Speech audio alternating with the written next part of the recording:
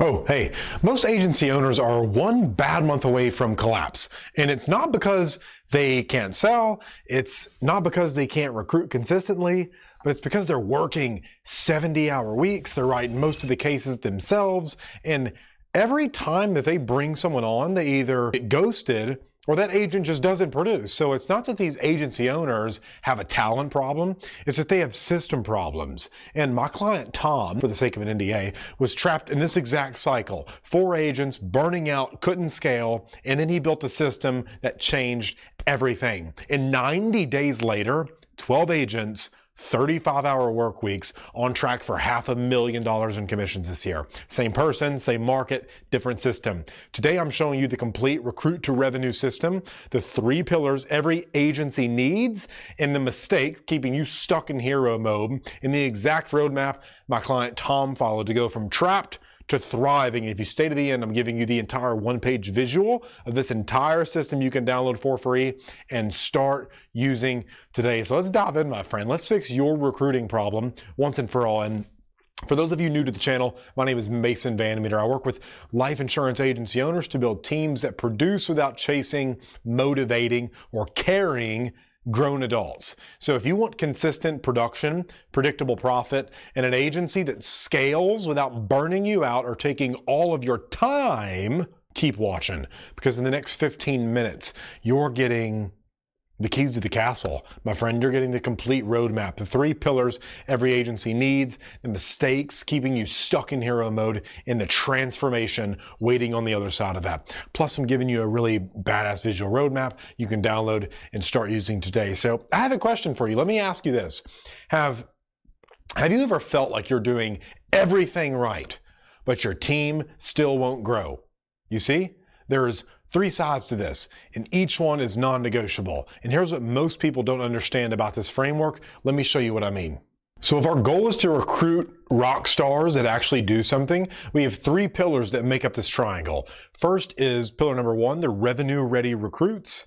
And these are not tire kickers. These are not, I'll think about it people. We're talking about recruits who have already decided before they ever talk to you. And here's what I mean by that. Most agency owners are trying to convince people to join. They're selling the opportunity. They're pitching all these comp plans, and they're answering objection after objection. And that's backwards. You see, a revenue-ready recruit has already made 3 internal decisions before you ever even have that conversation. And one is they've decided that they're currently dissatisfied with wherever they are in life. Not things could be better. They're actively fucking pissed. They're frustrated. Their current situation is pushing them away, not you pulling them toward you. 2, they've decided insurance is the vehicle to get them to the top of the mountain, the goal that they want. They're not exploring real estate. They're not considering mortgage or lending or solar. They're not thinking about staring wherever they are. They've landed on insurance as the path forward. And 3, they've decided now is the best time, not next quarter, not when things slow down, not even after the holidays. They're ready to move this month. Talk about urgency. And when you talk to someone who's made all 3 of those decisions, you're not selling anymore. You're selecting, you're qualifying, you're making sure they're a fit for you. And that, my friend, is a revenue-ready recruit. And if you're spending hours convincing people who haven't made those 3 decisions yet, you're recruiting the wrong people at the wrong time.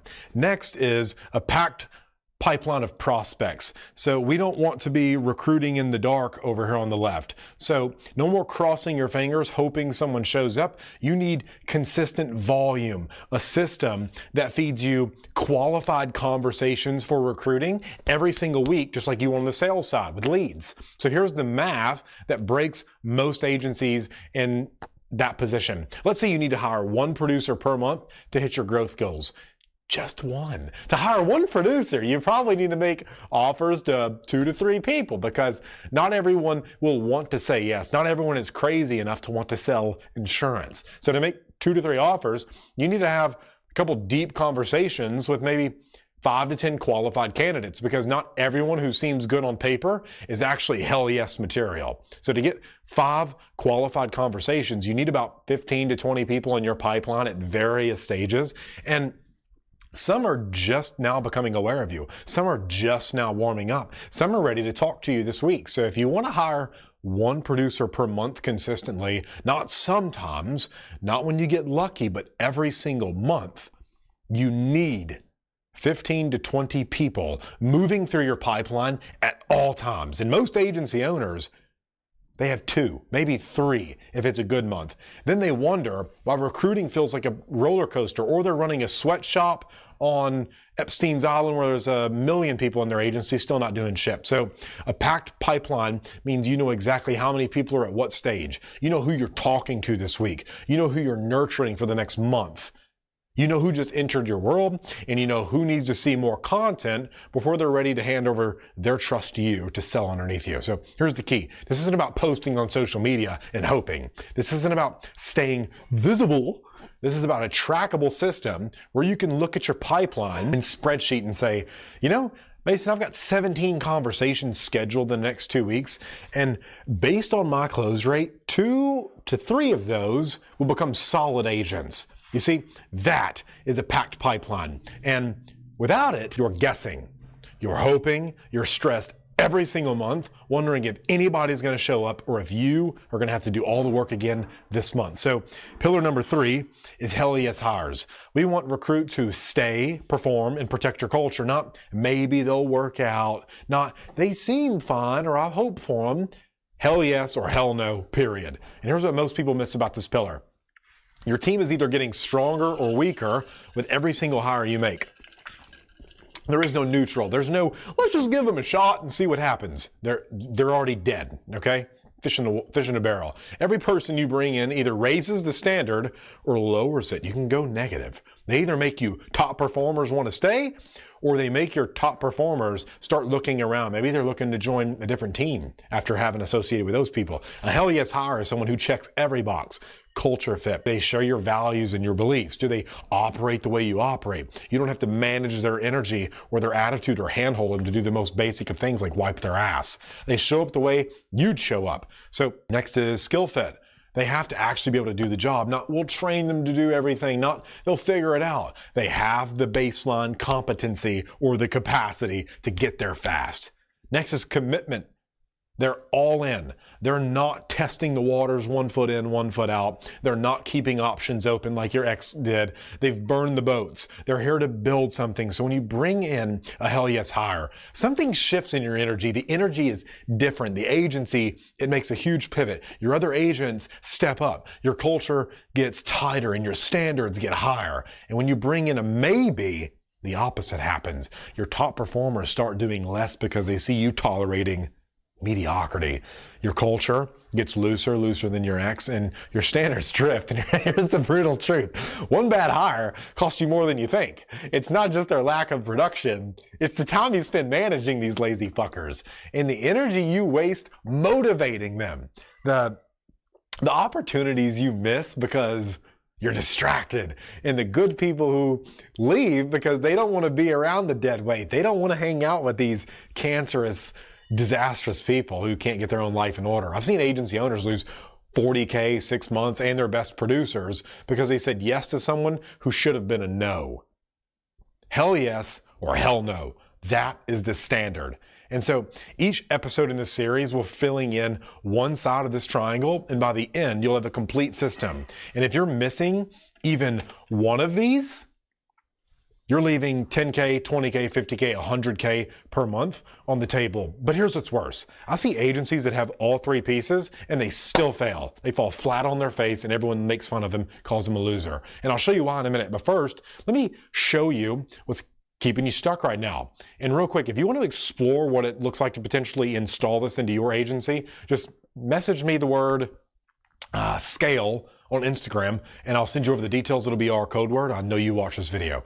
And if you've ever wondered why some agencies plateau with 40 agents and make less money than when they had only 4 to 10, It's not that they don't want to grow, it's that they're trapped in one of these 4 patterns. And here's what's costing you in each one. Pattern number 1 is one of my favorites to diagnose. It's called the hero syndrome. You're still the top producer, you're carrying the team, and everyone else is just getting started ramping up while you write 80% of the cases. You're not building an agency, you're babysitting. You're building a team that depends and roots on you. It's cheerleading. And here's why this is so dangerous. Even though you get the validation that you used to crave, when you're the hero, you're teaching the team that they don't have to be great. They just have to show up and you'll handle it. You become the ceiling. Think about it. If you're constantly stepping in to save deals, close cases, handle objections, fix mistakes, what are you teaching your team? They'll never break through. You're teaching them that they don't need to develop those skills because mommy, because daddy will always be there to pack them around at the hip. And you think you're helping them. We all do. You think you're being a good leader, but help typically hurts before it helps. What you're actually doing is creating and fostering an environment of dependency. And here's the other side of this. Your income is capped to your personal production. If you write $300K in premium and your team writes $200K combined, that is not an agency. You're a producer with expensive assistants. You see, the path to, 7 figures, isn't you working harder. It's your team producing without you. And as long as you're the hero, that will never happen. Mason, note to self. Pattern 2 is desperation hires. You bring someone on because you need someone, not because they're actually a fit, but you got to write fucking numbers because your upline had bought a car they can't afford, and you ignore all the red flags about these people because an empty chair feels worse than the wrong person sitting in it. Spoiler, it's not. Here's what this looks like in real life. You have a recruiting conversation with someone. They seem fine, not amazing, not exactly what you're looking for, but they're interested. And you haven't hired anyone in 3 months, so you say yes. Within 2 weeks, you see the red flags you ignored in the interview. They don't, what do these lazy people do? They don't follow through. They make excuses. They talk bad about themselves and other people. They need constant hand-holding. But now they're on your team. And now you have to manage them. And now you're the one stuck. And here's the worst part. While you're spending 10 hours a week trying to fix this person, you're not recruiting the right person. You're distracted, you're exhausted, and good agents are watching you tolerate mediocrity. And they're wondering while they're busting their ass when you'll accept anybody with a pulse. And so a desperation hire doesn't just hurt you. It hurts your entire team's perception of what's acceptable, and they think they got tricked into believing you. So I've watched agency owners spend 6 to 16 months trying to turn around someone they knew was wrong in week 1. Like people named Karen, just fire her. That's 6 months of missed revenue, wasted energy, and damage to their culture. An empty chair is temporary. A bad hire is a 6-month nightmare. Pattern 3 is hope, not systems. Your growth plan is, let's see what happens this month. You don't know how many conversations you need. You don't track your funnel, and what you don't measure, you can't multiply or manage. So you hope it works out. Hope is not a fucking strategy. Let me ask you this. Do you know how many recruiting conversations you had last month? Do you know how many of those turned into licensed agents who actually did something for the business rather than just you? Do you know how many of those agents are still producing 90 days later? Or is it just a sweatshop you're running? Most agency owners have no clue. They're guessing. Where I come from, at Symmetry, I was taught to fucking hire everybody with a pulse. I literally went to a conference. This dumbass stands up and says, you feel this? Put your finger on it. Feel that pulse? Anybody with one of those is who you hire and who you sell to. And we're not even going to talk about that dude or his scandals going on, but these people are guessing. And when you're guessing, you can't improve. You can't scale what you can't measure. And here's what happens when you don't have a system. Some months you hire 3 people. Some months you hire 300 people. They're all wrong. Or sometimes you hire 0 and you have no clue why. You talk to someone who seems great, but then they ghost. You have no idea what you did wrong. You bring someone on, they produce for 2 months and then disappear because they weren't the right fit from the get-go. You have no idea what changed. You're flying blind, and every month starts feeling like you're starting over from scratch. A system means you know your numbers. You're not blindfolded. You know that if you have 20 conversations, 5 will move forward. Like when I started selling remember when I first started getting into selling insurance policies by chat, for every 5 Facebook or Instagram conversations I started, I would get 1 sales call booked. And for every 2 sales calls I booked, I would typically close 1. And so if I wanted to sell 10 policies, I needed to book 10 calls. And it was very simple math when I first started. It was around 9 to 12 months in, I stopped buying leads, and I had to do that before I pivoted to paid ads because all my profit margins. But that's an example of knowing your fucking numbers. So for example, in recruiting, if you have 20 conversations, 5 will move forward. If 5 move forward, 2 will get licensed. If 2 get licensed, 1 will be producing 90 days later. That's math. That's predictable. Now you can reverse engineer growth. You want to hire 2 producers next month? Great. You need 40 conversations. Am I doing my math right? Let me know in the comments. So how do you generate 40 conversations? Now you have a plan. Now you're asking the right question. And without a system, you're hoping lightning strikes. With a system, you're manufacturing the electricity. You're creating the results. Pattern 4, side hustle recruiting. You're treating recruiting like a to-do list item instead of the core engine of your business. Squeeze it in between some client calls. You'll do it when you have time. But meanwhile, your competitors are running it like the business critical function that it actually is. And here's the reality. Recruiting is your business, not servicing clients, not writing cases, not answering emails, recruiting. Because the more you recruit, the more you can have conversations. And that's the only thing that grows a business is conversations with customers that identify people with problems that your product can solve. And without you having enough people, you're the one having all those conversations. And if it's just you, it's not a business. You bought yourself a really high-paying job with no time to enjoy all the money and benefits that come with it. So, because without a team, like I said, it's slavery with an S at the front, and you're capped at your own personal production. And most agency owners treat recruiting like an afterthought. They post on Facebook when they remember. They respond to DMs when they have time. And they schedule recruiting calls around everything else on their calendar. And they're just sitting here wondering why they can't scale. Here's what I've told every single client of mine. If recruiting is not on your calendar every single day, every single week, of every single month, of every single year, if you're not blocking time to create content, nurture your pipeline, and have conversations, you don't have a recruiting problem. You have a priority problem. Notice I didn't say priorities. If you have priorities, you don't have any priority. You can only have one. So your competitors, the one that are growing and scaling to millions of dollars a year, they're treating recruiting like a full-time revenue generating activity because that's what it is. Every hour you spend on recruiting is an hour invested in leverage for the business and scaling conversations. Every agent you bring on who can produce while you sleep. But if you're squeezing it in between everything else, you'll always be stuck at 5 agents working 70-hour weeks, wondering why you can't break through, or worse, you'll have an agency of 500 and you're still doing more than 90% of them. And every single one of these patterns costs you. But man, let me paint you a picture of what this actually looks like when you flip the script. Imagine waking up to a calendar full of qualified recruiting conversations and knowing with certainty that 2 or 3 of them are going to become producers, top producers, in the next 30 days. They're going to write their policy in the first 14 days. That's what happens when you run a system.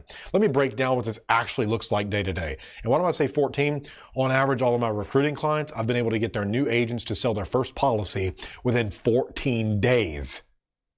And if not, they're fired. So that's an easy way to control a really cool narrative. But here's what your day-to-day should look like. Predictability. You know your numbers, you know your pipeline, you know what's coming. Imagine logging into your spreadsheet or whatever you're tracking on every Monday morning. You see 18 prospects at various stages. There's scheduled for deep dive calls this week. You got 3 of those, or you got 5 that are in nurture mode. A couple are in pre-licensing. They've seen your content and they're warming up, and they'll be ready to talk to you in just 2 to 3 weeks. 10 just entered your world in the last 7 days. You're not guessing. You're not hoping. You know exactly where you stand. And you know that based on your close rate, 1 or 2 of those 3 calls will move forward this week. You know that 2 months from now, when those 10 new prospects have been nurtured properly, 3 of them will be ready to have conversations. And this is what predictability looks like. You're not stressed on the first of the month, wondering if No, I mean, is anyone going to work but me? Is anyone going to show up? Where the hell are they? Like, you already know what's coming because you built the pipeline 30 to 60 to 90 days ago. Next is culture, because you're only bringing in hell yes hires. Your team actually wants to be there. You're on fire when you wake up every day. And here's what shifts when you stop hiring out of desperation, just to get recruits to come in and sell their warm market, so you get overrides, so your upline gets overrides, so they can pay rent on their car that they couldn't afford with cash. And so they had to go get it on credit to impress people who don't even give a fuck about them, because they crave validation more than they crave autonomy. So you do you. But when you hire for culture, your team meetings get a lot better because everyone in the room is committed. It's an environment where you can't fail. Everyone's producing. They're like apple trees out here. The motherfuckers just keep growing every year, regardless of what you do to it. So everyone's holding the same standard, using the same tools, the same scripts, and your top performers stop looking around for different places to go because they see you protecting the culture. They see you saying no to people who don't fit that they know they wouldn't like. They know you won't tolerate dead weight. And your new hires ramp up faster because of that, because they're surrounded by winners who are all in. They see what great looks like and they step up to match the standard. And here's the subtle thing that people miss. When your culture is strong, recruiting gets easier, all right? Because your current agents start referring people, man, it's so awesome to work for Mason. They start talking about your agency and their networks. They become the best recruiters because they believe in the mission. So you don't have to convince people to join. They hear about you from someone they trust and they show up already sold, and winners hang out with fucking winners. Birds of a feather flock together. Next is growth you can scale. Not just survive month to month, but compound over time. And here's the difference between linear growth and compounding growth.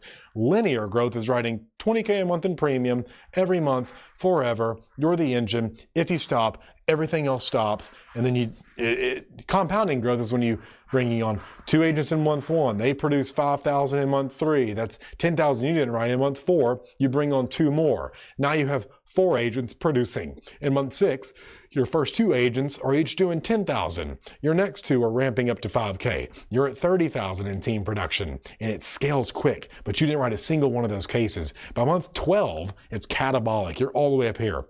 You have 10 agents producing an average of 20 to 40 grand a month in premium. That's hundreds of thousands of dollars in monthly like, it's so awesome. You're still producing your little chunk of change, but you're at a 7-figure run rate now. Your agency became $1 million operation, but you didn't increase your personal production at all. Not one bit of extra effort from you. That is compounding growth, and it only works if you have those 3 pillars running. And let me give you a real example. I have a client, we're going to call him Tom for the sake of our indie. Last year he was working 70-hour weeks and he made a measly $180,000. He was the hero. He was exhausted and he was stuck. But here's what's broken. He had no pipeline. He was recruiting whenever he had time, which was never, so his pipeline was always empty. And he'd go 3 months without a serious conversation and then panic hire someone out of desperation. Tom wasn't qualifying. He was more like Tom Riddle from, all right, he was doing some dumb shit. But he was talking to anybody who said yes because he needed bodies to put in seats. He needed pulses and heartbeats. Half his team wasn't even producing at all. They literally did nothing.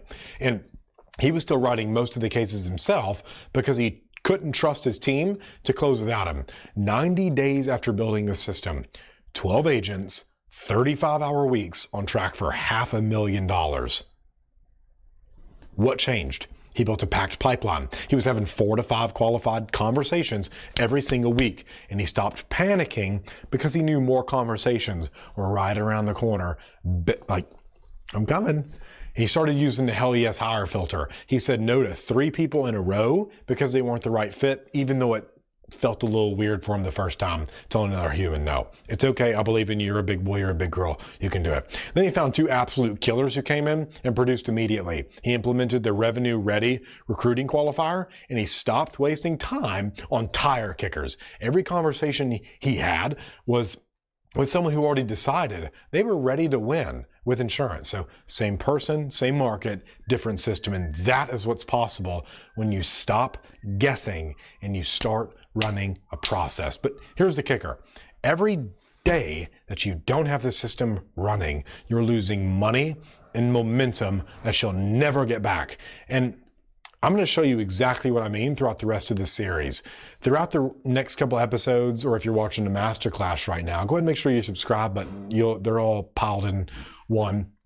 I'm revealing the 3 questions in the next one that reveals tire kicker in 90 seconds. And those 3 questions, they save me and my clients a collective 3,000 hours just in the last year. You'll see my actual pipeline spreadsheet and what it looks like. That way you never have to worry about where your next recruit is coming from. And on top of that, I'll show you the 1 red flag I missed that cost me 6 months and $40,000 in almost a lawsuit. That mistake almost killed my agency and a couple other things. And I'm revealing why having all 3 pillars but missing 1 key integration piece makes the whole system collapse like a 2-sided triangle. This is why agencies with 40 agents or 400 a lot of the times make less than agencies with 10 with just A players. So if any part of this has hit home so far, drop a comment right now that system equals scale or conversions equals conversations. Let me know which one of those you like more. And tell me which pillar that you think like you're doing the best with and which pillar of the recruiting that you're probably could use some tweaking or some work, if we're being honest. No one's gonna judge you. So just share in the comments, let me know so I can make the next video to help you out more.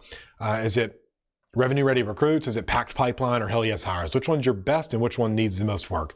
So you can go ahead and grab a free copy of the Recruit to Revenue Roadmap, the 1-page visual guide to this entire system down below. You saw the triangle, you can download it, print it, and start mapping your agency against it so you can scale to your first 7 figures or your next. Link is in the description. And if you're ready to build the full system inside your agency, not just understand it, but actually implement it with someone who's done this 40 plus times, DM me the word on Instagram, scale. I'll know you watch this video, it'll be our secret code. I'll know you watch this video, and I'll show you what that looks like for you to get to 7 figures with recruiting.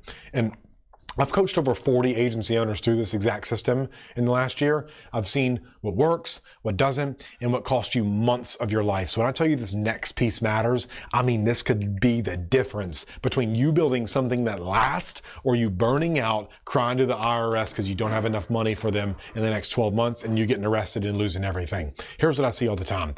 Agency owners spending hours on calls with people who sound excited, seem motivated, ask great questions, and then they ghost, like a Tinder date. They never license, they never write a case, they never show up again. These people are losers. You didn't have a motivation problem. You didn't say the wrong thing. You had a qualification problem.